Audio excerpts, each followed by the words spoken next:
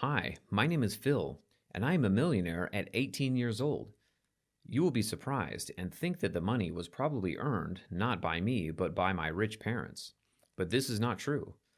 I am ready to share my story with you right now. I was born in an ordinary family. I have no brothers or sisters. My parents worked as doctors and almost always disappeared from work. For as long as I can remember, I also wanted to follow in their steps. But my father said that if I want to become a doctor, I must be 100% ready for it, because the work takes all the time, and as a return, a saved human life. But it is not always a good income. That's probably why they got married, because they understood each other. Others would simply not understand this kind of work. I can't say that our family lived comfortably. We were not poor, but we did not live on a free hand. Doctors don't always make a lot of money, as Dad pointed out. I promised my parents that one day I would get rich and they wouldn't have to work so hard anymore. They will be able to take a well deserved rest the day before and stop worrying about other people's lives and finally take care of their own. Once in the middle of the night, the phone rang at home. An urgent call came from the hospital. It turned out that a whole family was poisoned by carbon monoxide. Their children were there. My parents rushed to the hospital without a word. My mother gave me one last kiss and told me they would be back soon. It took them a long time to get to work, and they weren't driving their own car anymore. They were in a car accident, and Dad didn't survive. Some ass cut in front of my father, and he lost control. In general, I have only my mother left. We began to live worse than we did, so I decided to find a job. It wasn't easy because I was a teenager and I needed a flexible schedule because of my studies. My classmate Jim helped me.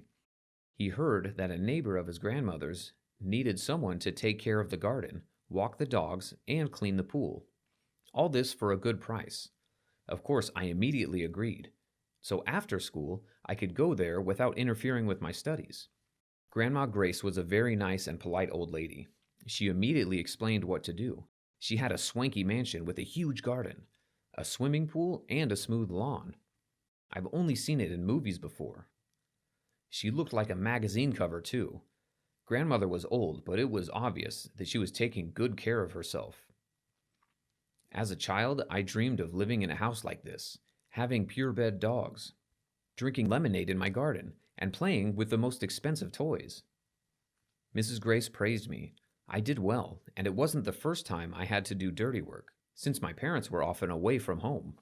I got the job done in just a few hours, and Grandma Grace offered to have a lemonade with her in the garden. I agreed. She asked about family, parents. I didn't try to hide anything, and I told them everything as it was. She took pity on me and apologized. At this moment, we were approached by a boy. He was so rude to her. I think he demanded money. The hostess smiled, gave him her card, and he left without even looking at me. This is my grandson since his parents died. I've been looking after him. Never mind, he's a well-behaved boy, but he often forgets his manners. You see, after the death of his parents, he became very vulnerable, Grace said. For some reason, she tried to justify it to me. I just said something about losing my father, but that doesn't give me a reason to treat my mother as if it's all her fault. You're a good boy, said Mrs. Grace, with a little note of envy in her voice. And so it went on. Gradually, drinking lemonade after work became our little tradition. We found more and more common topics to talk about. One day, she asked me what my dream was. I told her that I had promised my father that I would get rich so that he and my mother would no longer work. Mrs. Grace smiled. Over time, we were able to communicate with her grandson Peter. It turns out that we have a lot in common. He's not a bad guy, just a little withdrawn after the incident with his parents. I understood him very well. Then we became friends. Mrs. Grace noticed this, but asked no questions. I liked that she could respect other people's boundaries. A couple of months later, I had a birthday, and my mother insisted that we celebrate it at home, promised to cook some goodies, and skip the late shift at work. I invited Peter and his grandmother and introduced them to my mother. The evening was quite nice and interesting. We laughed and joked a lot. I haven't seen my mom this happy in a long time. Grandma praised me all through dinner and made my mother blush. At the end of the evening, Mrs. Grace took out an envelope and said that it was a gift from her and Peter, and asked us to open it after they left. That's nice of you, my mother said. We said a warm goodbye, and my mother wrapped them up with her own made apple pie, and they went home.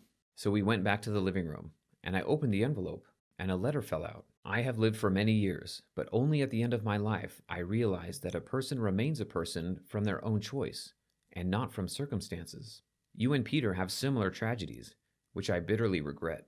These terrible situations with the death of loved ones did not break your upbringing and attitude to others.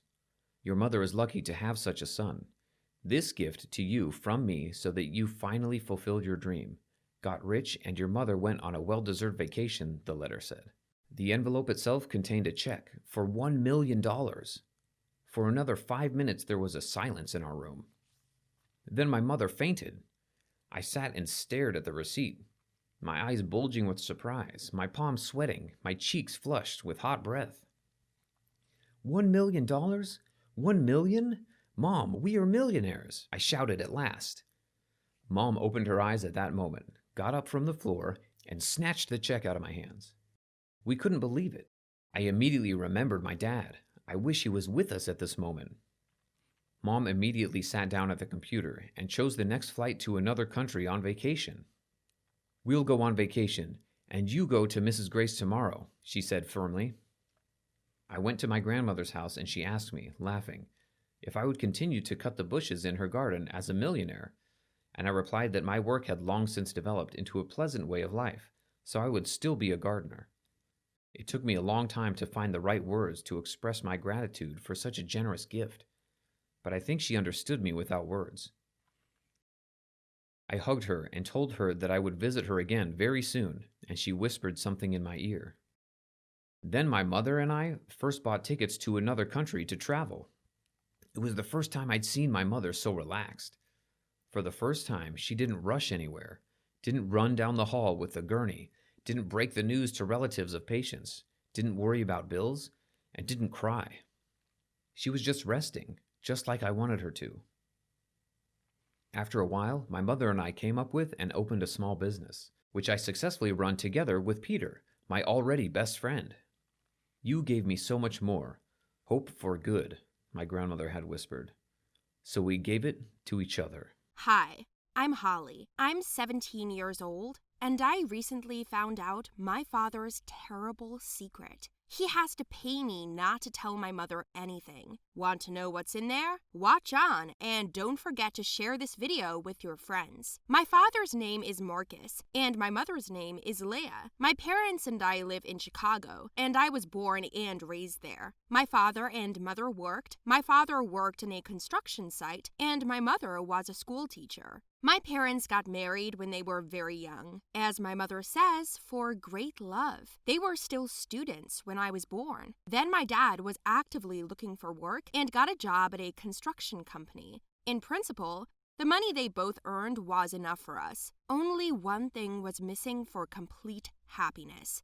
Another child. My parents dreamed of having another baby boy or girl. My mother wanted to babysit a small child to carry it out, and my father also wanted it. Since I had grown up a long time ago, I didn't mind, especially since I could see how much they needed it. Only here all attempts were unsuccessful. Something was wrong with their health. In short, it took years. And when my parents, after numerous medical procedures, decided to adopt, they did it. Mom got pregnant. As I remember now, we celebrated this news so much. I saw my mother and father's eyes light up with happiness. It was beautiful. Because of the long-awaited pregnancy, my mother, having learned the news about the situation, immediately left work. My father promised that he would be able to provide for the whole family, and my mother devoted herself to taking care of herself. She then had a short period of time, about 2 to 3 months, and I began to notice that my dad became very busy. At dinner,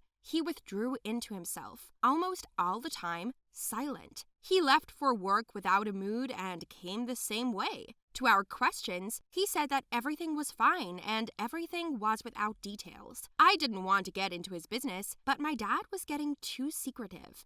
It wasn't like him. So I decided to follow him. In the morning, as usual, he had breakfast and was about to leave, and I asked for a ride to school. I couldn't get a word out of him on the way either. When we said goodbye, he drove on, and I got into my friend's car, having agreed in advance, and we went after my father. It's a good thing he didn't know Jerry's car. I saw that my father had not gone to work, but to the coffee shop. This made me more stressed than I thought. Is he cheating on Mom? What is he anyway? I'm going to scratch his face all over, I began to yell, but Jerry calmed me down and asked me to sit in the car and watch in silence. So we sat for an hour, 2, 4. My father occasionally went to the toilet, but all the time he was holding a newspaper, drinking tea, and calling someone. It was the strangest thing I'd ever seen him do. So the whole day passed, and when it hit 6 o'clock, he packed up and went home. That's all. What about work?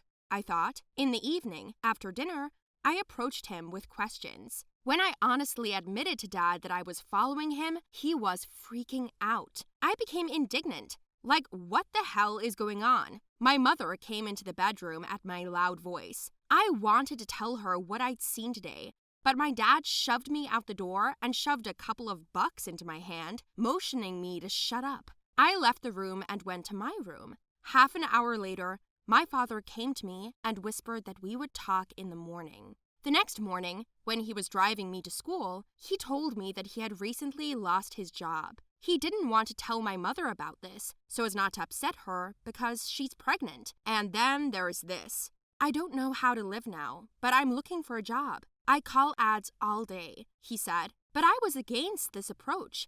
I told my father that I didn't like the idea. I told him I didn't know when he would find a new job. On the contrary, it is better for a pregnant mother to know what to be prepared for, so that there are no unwanted surprises. But my father didn't agree. Before I went out, he gave me another couple of dollars to keep me quiet. I didn't want to take the money, but I had to pay for some benefits at school. I didn't tell my parents about it, so the money was just right. As the days passed, we were still living with secrets, while my mother's tummy grew bigger and bigger, and Dad left every morning to look for work. I helped him distribute his resume, and one day, when my father was supposedly at work, an unknown number called our house. Mom picked up the phone, and they said they were calling about Dad's resume. Hell, we forgot to delete our home phone number. From here, my mother found out the whole truth. I called my dad, he came home, and my mom was furious. My father was terribly ashamed in front of my mother, because they would soon have a child. And there was no work. This was terrible. When at last she let out all her emotions and came to her senses, the three of us sat down and talked peacefully. I suggested that we all look for work together. This way we have a better chance of finding it faster. My mother, sitting at home, took a quick SMM course and started working online, and I mixed my father's resume on various platforms. But no matter how much they wanted to, the job was not found quickly. Probably 2 months passed. By that time, my father was pretty nervous. He was ready to go anywhere, even as a cleaner in a cafe. But I told him that I would soon have a vacation and I would work as a waitress. I didn't lose my positivity so as not to upset my parents, who were so upset. Well, then the help came somehow itself. My friend Jerry came to our house one day out of breath. He gave me the good news that a friend of his father's was looking for a superintendent in quick order, and Jerry immediately thought of my father. Dad immediately went to the interview and passed it successfully. That day we celebrated this event. For our family, it was a real occasion. My father went to work the next day, and my mother's heart calmed down. Since then, we have agreed not to hide this kind of thing from each other, because we are a family to overcome difficulties together. I invited Jerry over for dinner, and we thanked him for his help. Since then, we have been discussing our future plans more often. Well, after another 3 months in our family, there was a long-awaited addition. I had a little sister. We called her Hope, because hope is what guides us through the worst days. We must not forget about it, as well as the power of family support.